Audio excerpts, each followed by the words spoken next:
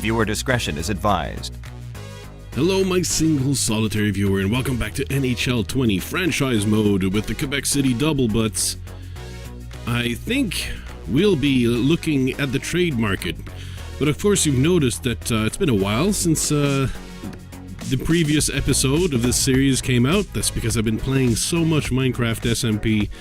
It has basically put a huge delay on every other series, especially series that take a long time to edit like this one. But we're still going on, don't worry about it.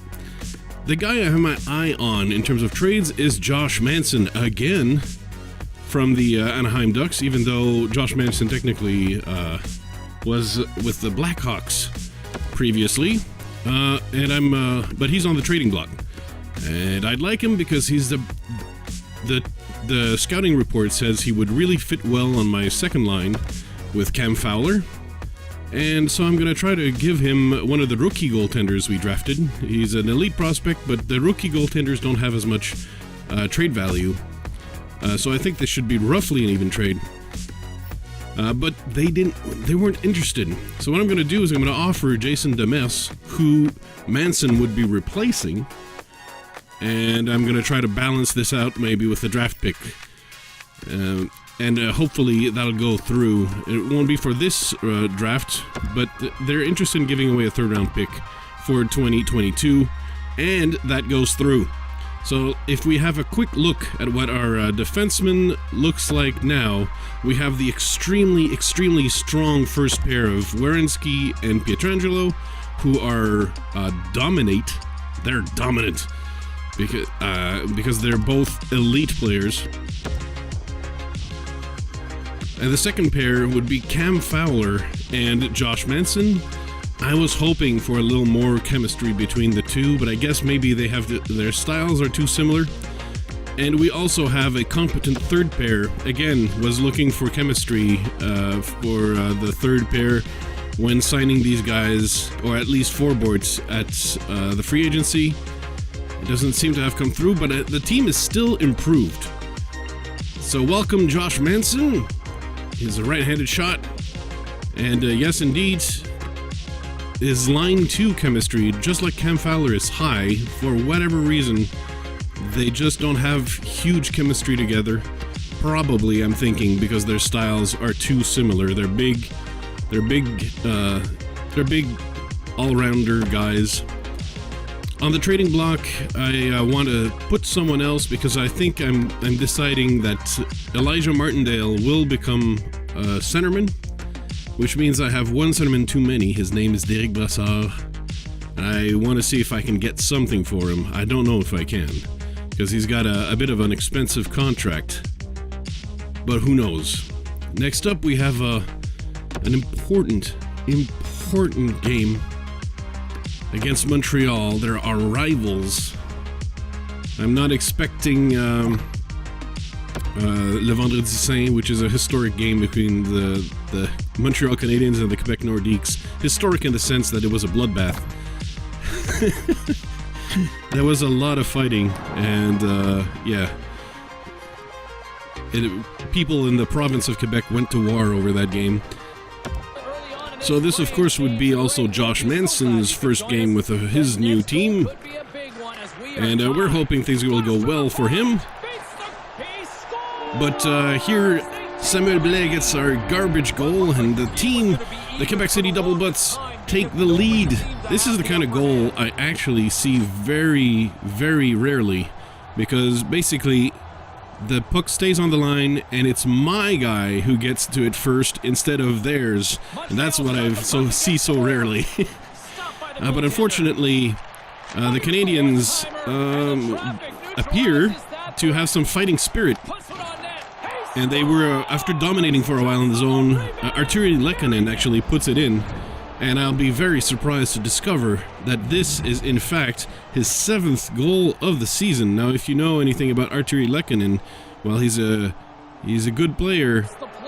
Goals are extremely rare from him, and you might expect to have him maybe 15 goals in a season maximum, maybe. But unfortunately, late in the game, Marcus Kruger takes a boarding penalty. And I'm going to have to use air quotes here because some people say boarding is dangerous and illegal. But we have a team motto in Quebec, which is if you see the number, hit harder. Unfortunately, that leads to Max Domi's goal. There's really nothing that Gibson can do on this one because it's a 3-on-0. How did I manage to be so good defensively? Well, it was, you know, it started out in the transition zone. It was a 5-on-3. But yeah, that gives the win to Montreal this time. But the war is not over. Quebec will have, you know, its day. And you will rue the day that you gave a fictitious boarding penalty to a team that hits harder when they see the number. After a loss against the Arizona Coyotes, get some bad news. John Gibson injured for at least a month yet again. Now last time Eric Comrie was actually so good, the team got a lot of wins, which is strange because Eric Comrie has only 82 overall, which is, you know, it's barely starter level. Like every other team has better overalls. Virtually every other team has better overalls in front of the net. It's gonna be tough. But one day still follows the next, and we keep on trucking on. This time, though, we'll be facing the Nashville Predators. It's a 1-1 tie in the third. Can we take advantage of the power play? Well, Foosmaker Special says yes. Connor Sheary gives the team the lead from Anderson, and that's an important goal because these games have been all pretty close. And I've, you know, there's been some losses, there's been some wins, and this one, it's shaping up like it's going to be a W. It's another win for Comrie. He's allowed very few goals against, only one. Again, he's got this stellar record, and it gives me a lot of... I mean, it's actually, I'll be honest, it's not the first time that Eric Comrie is like a really good goaltender for me in some franchises. And I'm thinking, maybe it's Comrie. Maybe it's not Maybelline, maybe it's Comrie. And I'm going to show you just a little bit of the scouting process to scout those amateur players at the next draft. So basically, you look at all their profiles and you see what's missing, what information is missing, how... And the most important is the potential. So when everything's missing, I choose potential. But it's a lot of micromanagement. That's why I edited out of these videos. But here is the scouting for the NLA. There's going to be an extremely high-skilled elite player going out in the top 3 picks called Reza. But the rest, maybe they're going to be some hidden gems. Maybe not. I'm looking for the hidden gems because I don't expect the double butts to have a high pick.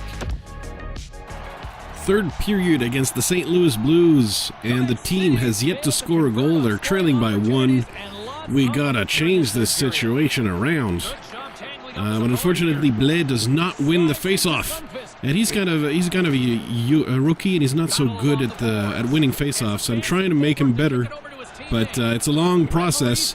Toffoli in front, Blais. And he ties the game up with a Foosmaker Special. The cross-crease pass never fails me, except for all the times where it gets intercepted or deflected away, which is most of the time. But otherwise, it never fails me, except for all the times where it does. Manson. Oh, I thought Manson. I said Manson. It's Anderson, and Anderson barely could have done it a second time, just could not. But Sheary intercepts a crucial pass in the neutral zone, sends it to Anderson again, and this time he does not miss. And that was seconds before the end of the game. I thought for sure this one was headed to overtime. It will not. Connor Sheary just I can't stress how important that was, but that pass interception in the neutral zone just sets this goal up. And as they say, the best offense is actually the best defense. And that's true. Now we're facing the Chicago Blackhawks. It's 2-2 in the third period. Bam! Cam Fowler slap shot on the power play, and that one was basically from the face-off zone, from the top of the crease. That doesn't give goalies a whole lot of time to react to a 100-mile-per-hour type of shot. So that's another goal for Cam Fowler. He's already got 8 this season. I guess he's enjoying his time on the power play. But it's another lost face-off. But the team, Nichushkin, is capable of picking that puck up to Foley, to Nichushkin, to Josh Manson, and another big slap shot from just the top of the face-off circle. It's almost identical to the previous goal, but this one is Josh Manson's second of the season. Josh Manson is a little bit more of a defensive defenseman, but this is his first game against the Blackhawks since he left that team at the free agency to join the Ducks, and of course we acquired him just a little bit ago. So that's a 5-3 win.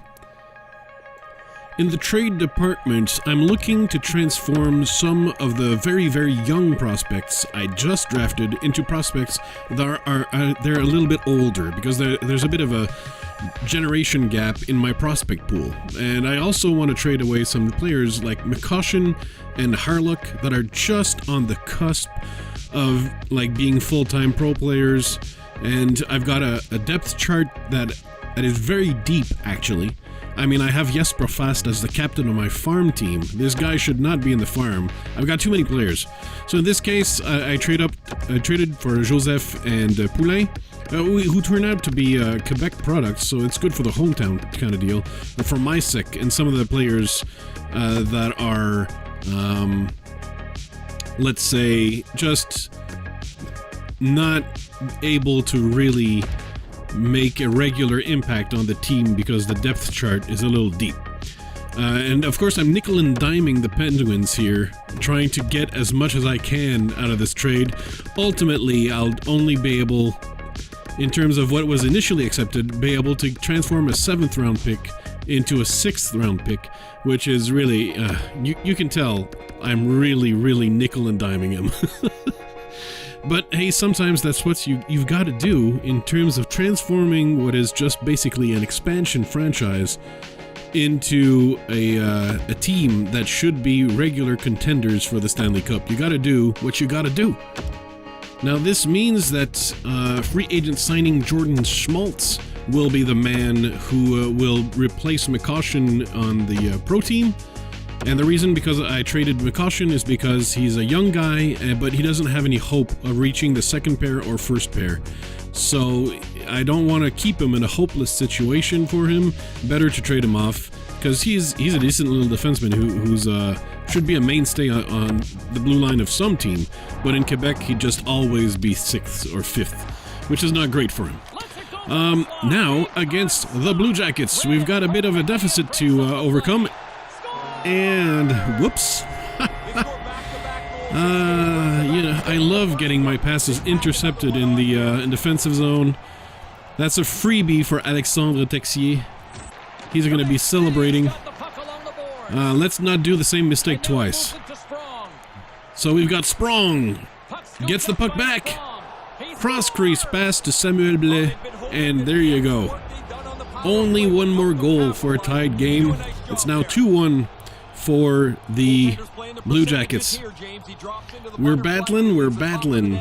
We're trying to get back into this game, but time flies by and I'm still not scoring until finally, 15 minutes later, we get a game-tying goal. It comes in the nick of time. Thank you, Richard Panik. I wish I could pronounce that name in a way that is not a silly pun. But there you go. And immediately, off the face-off, Martindale. Over to Sheary, over to Anderson.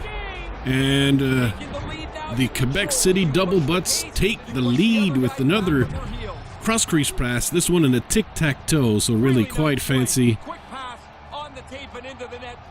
Just really neat, well executed, giving no chance here to the Blue Jackets.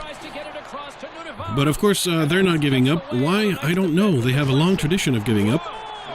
But I really hate these goals. Now, number 22, my defenseman, I do believe that's just... is that Jordan Schmaltz that I just called up? I forget. Unfortunately, he had the puck. He's been bumped. No, that was forward. He's been bumped and lost the puck, and that becomes an own goal. And that normally, like those should be edited out of the game. They should be... Anyway, they're frustrating. They should not happen. They're dumb. And here, what, a penalty? For what? Game misconduct? For what? But you saw the number. You see the number, you hit harder. What is this? We got a tied game now, and then you throw out Denis Gurianov over nothing? What is this? This is a conspiracy, I say. Oh, and it's tipped in front of the net. Sure, with the beautiful hand-eye coordination. That bastard. But unfortunately, they capitalize on a bullshit penalty. Boarding does not exist. If you see the number hit harder, that's the life motto to live by. That seems redundant. But yeah, that's a big fat L this time for the Quebec City double butts. And it's not surprising, you know, the goalie is injured, but the team is actually still in a strong position in the standings. Unfortunately, from this point on, more or less, there's going to be some missing footage, I'm telling you in advance, because I kept on recording, never realizing that the hard drive was full, so there's like 20 games worth of data gone. But before we get there, I'm still recording, and not all footage is lost. A surprising offer here from the Columbus Blue Jackets that just beat us. They decided, maybe we should take Derek Brassard, who was originally drafted by the Blue Jackets, by the way. And they want to send us Alex Wenberg, a Swedish elite player. Now, there's a reason why I'm hesitating this long, and I'm just looking at the screen, I'm like, should I? And that's because Wenberg has the potential of an elite player, but he's old, and he does not have the overall of an elite player. So that means if I take him on, I have to take the big gamble that I can fulfill his elite potential, or help him fulfill his elite potential in a very short amount of time. I've never done this in NHL 2020, so I'm trying to think it over. Now, they're also offering a slight pick upgrade, you know, transforming a third-round pick into a second-round pick, or is it a fourth-round pick into a third? Anyway, so I'm looking at the team chemistry here. The Pro Scout assessment says Alexander Wenberg would fit in my forward line 2. He'd be the centerman number 2. He could replace Samuel Blais in the second line, basically. So now I'm wondering, should I do this? Because if I'm able to pull this off, that is really a big move for the double butts. And I decided, yes, I'm gonna give it a shot. If it fails, I'm gonna have to bury Alex Wenberg in the farm team for the remainder 2 years of his contract. But if I succeed, we have gained an elite player for almost nothing. So it's a big risk, big reward kind of situation where I'm actually, the risk isn't that big, because to be honest, at this point Derek Brassard was on my fourth line. The risk is in terms of the salary management. It's a $5 million contract, more or less, and it's big. So that is roughly what we get to see, basically, for this episode, and we've got at least 20 games that will be missing between this episode and the next one. But at this moment, the Assassins are among the top 4 team of their conference. They're in a nice position to try and make the playoffs. Again, John Gibson still injured. Again, he's missed already 2 months so far in the season. He's still injured at this point, but he's going to get better during the missing games. And that's Eric Comrie basically holding the team together. Here I'm just filling with the footage of me fixing what happening in the farm team, because remember, we have 2 elite prospects in the farm team. But that's basically what we have: 21 wins, 12 losses, and 1 overtime loss. So that's a 13 losses. That's actually a strong record, and it looks like the team is headed for the playoffs. So will we be able to make Alex Weinberg into a champion? Well, we'll see next time. Sponsored by the Flues Crew on Patreon.